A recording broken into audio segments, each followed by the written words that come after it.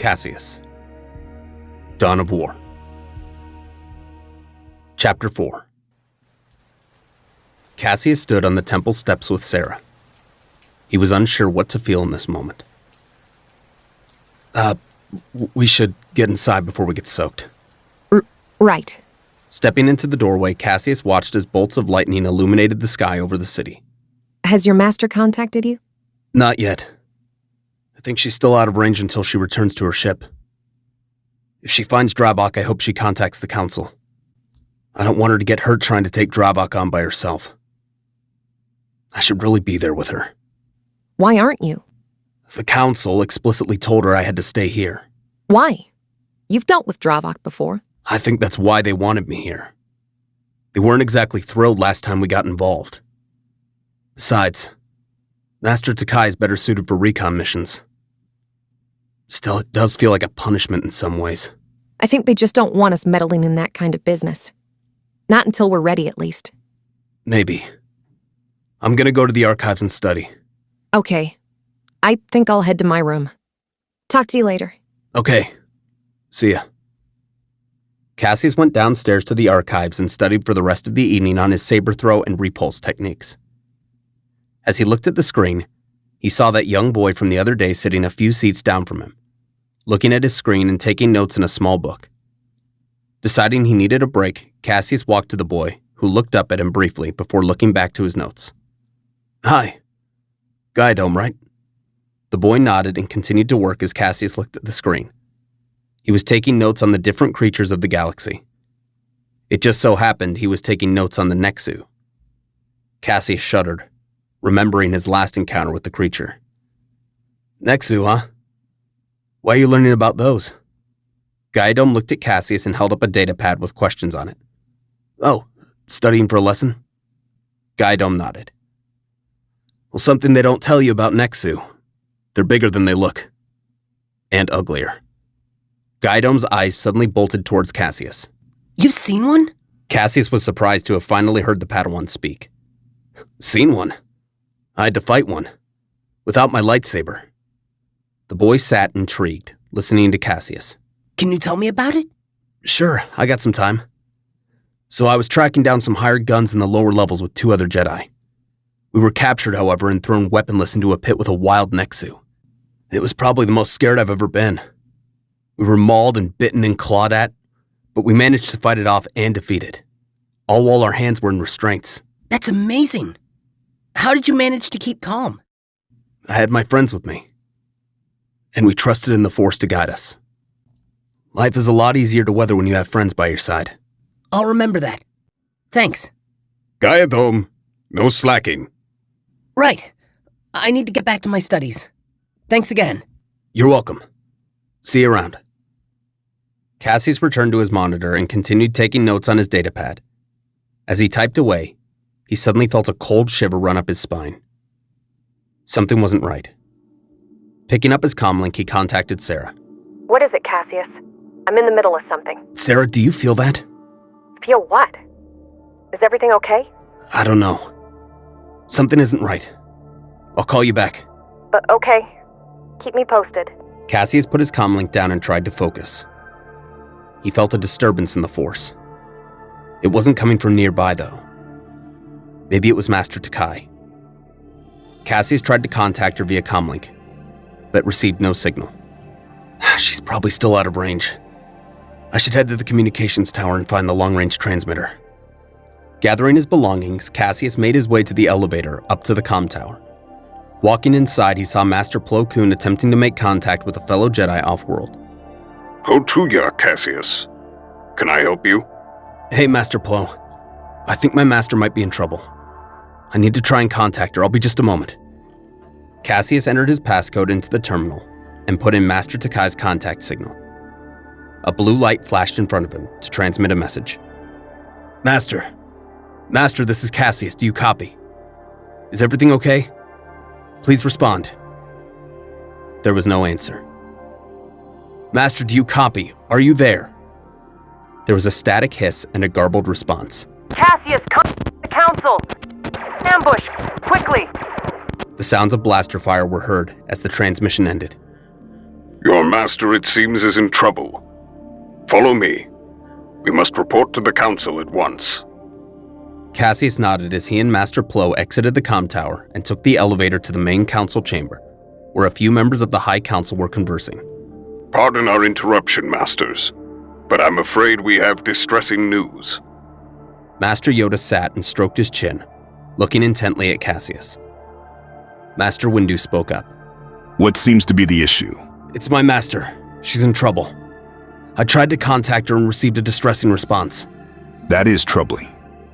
If her mission has been compromised, we must send someone out there for immediate extraction. Masters, I urge you to let me go. My master has always been there to help me. I need to go help her. Caseus, I fear this mission may not be suitable for you alone. It may be best for you to remain here. Please, Master, I will agree to be accompanied by a master if need be, but I must go. Forgive me, but if I have to defy the council to help her, I will. I'm not going to abandon her. Master Yoda looked at Caseus carefully. Carefully you must tread, Caseus. Attachment to your master you must be wary of. Reckless one can be when allowing their emotions to cloud their judgment. I understand that, Master. But I don't think I'm wrong in wanting to be there to aid my master. I'm aware of the dangers involved, and if accompanied by another master, I will do exactly as told. But I have to go. The masters looked at each other. Make preparations to leave, Padawan. You will depart within the hour. A master will retrieve you soon. Caseus bowed. Thank you, Master. I'll be ready. Caseus left the council to discuss their business as he returned to his quarters and gathered his essentials. 20 minutes passed and there was a knock at his door. Coming. Caseus grabbed his gear and opened the door to see Master Drollic. Are you ready, Padawan? Yes, Master. Follow me to the hangar. Caseus accompanied Master Drollic through the halls of the temple and into the hangar where several transports and starfighters were kept. We will be taking a temple starship. It may be a bit slower than our newer models, but it will get the three of us there fast enough. Okay. Wait, the three of us? Sarah stepped off the shuttle. You didn't think I was gonna let you have all the fun, did you? Caseus smiled. You don't have to come, you know. It's going to be dangerous. That's exactly why I'm coming, dummy. You need someone to keep you out of trouble. Yes, she was quite insistent that she accompany us. Think of this as an active lesson. The two of you are still relatively inexperienced in the field. So this should prove quite beneficial to the both of you, if you do as you're told. We will. Now, where's our navigator? An R3 unit rolled over from a box of crates, beeping inquisitively. This is R3G11. He's here to make sure we arrive as quickly as possible, with no delays. Caseus smiled and looked at the droid who beeped happily. Nice to meet you too. Now then, let's be off. We don't have time to spare. The Jedi and the droid stepped on board the ship and strapped in. Master Drollic took control of the ship as they left the hangar and departed towards the sky. Caseus thought to himself. He was worried about his master. But part of him was excited to be heading to a new planet he'd never seen. Where are we headed, by the way? Nal Hutta. Hut space. What was Dravok doing out there? Hiding, most likely. The Hutts have control of Nal Hutta and the surrounding systems, so the Republic has no authority there. However, this is Jedi business. If we don't anger the Hutts, we should be fine. Get ready now. We're about to make the jump to light speed. Entering the coordinates given by R3, Sin Drollic flipped a few switches and the stars seemed to stretch in front of them as they blasted through hyperspace. By my calculations, we should arrive within 2 hours. In the meantime, you may explore the ship. Get familiar with it, in case a situation arises where you need to take control. Caseus got up and looked through the ship. It looked a lot bigger on the inside. There was a medical table outfitted with emergency provisions and life support systems in the corner, a seating area for passengers, and a holomap in the center. Caseus walked to the map and turned it on, seeing the galaxy right before his eyes. So many star systems. Until today, he'd traveled only to a few systems within Republic space. Looking at systems far off in the outer rim, he wondered to himself, what would it be like to explore the galaxy? To see new worlds previously unexplored? To interact with new and unique cultures? Caseus felt a bump against his leg and saw R3 looking up towards him. The droid clearly had seen plenty of travel. The paint on its body had become scuffed and worn, and the optical sensor had a decent-sized crack in it. Caseus knelt down and brushed some dirt from the droid's domed head. "Well, you look like you've seen better days. Are there any tools on the ship? I might be able to help." R3 chirped happily and moved over to a workbench in the small corridor behind the cockpit. Looking through the tools, Caseus found what he needed. "Okay, let's see what I can do. Corbin is better with droids, so maybe I'll have him give you a tune-up next time I see him." Caseus spent a few minutes making adjustments to R3's joints and sensors, removing the cracked optical lens and replacing it with a spare from the drawer of assorted parts. Caseus finished his work by cleaning off the excess dirt and carbon scoring from the droid's exterior. "There we go. Better?"